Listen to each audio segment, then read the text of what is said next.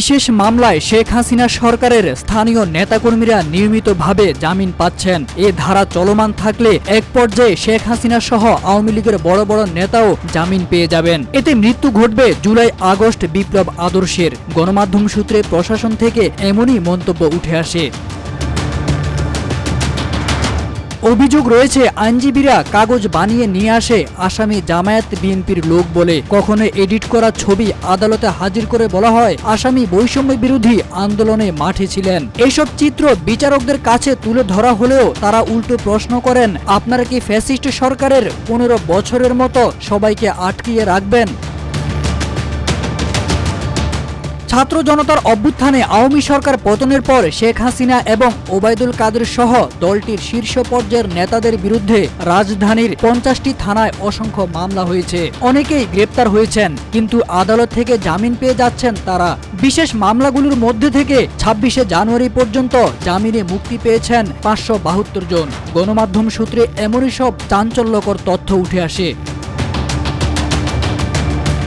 Public prosecutor advocate Omar Faruk গণমাধ্যমকে জানান, প্রসিকিউশনের পক্ষ থেকে প্রতিটি মামলার আসামিদের জামিনের শতভাগ বিরোধিতা করা হচ্ছে। ফ্যাসিস্ট সরকারের কোনো সহযোগী যেন জামিন পেতে না পারে, তবে বিষয়টি নির্ভর করে বিচারকদের উপর।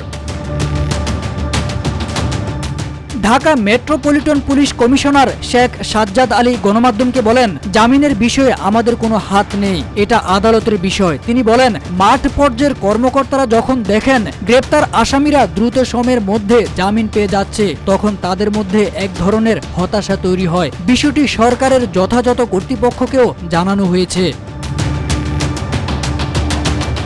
গত বছরের 11 ডিসেম্বর মিরপুর মডেল থানায় একটি মামলায় গ্রেপ্তার হয়েছিলেন সাবেক প্রধানমন্ত্রী শেখ হাসিনার বান্ধবী জোবেদা খাতুন পারুল। 17 ডিসেম্বর তাকে জামিন দেওয়া হয়।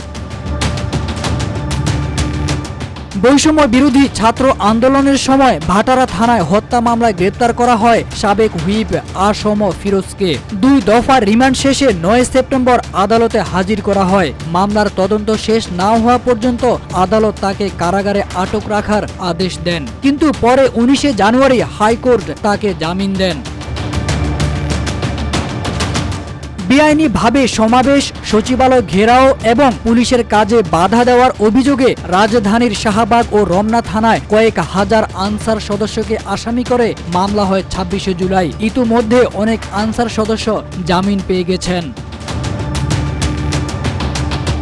খিলগাঁও থানায় করা 4টি এবং পল্টন থানার 2টি হত্যা মামলায় গ্রেপ্তার দেখানো হয় সাবেক মন্ত্রী সাবের হোসেন চৌধুরীকে। 8ই অক্টোবর সব মামলায় পৃথক আদালত থেকে জামিন পান তিনি। যখন তাকে জামিন আদেশ দেওয়া হয় তখন তিনি রিমান্ডে ছিলেন।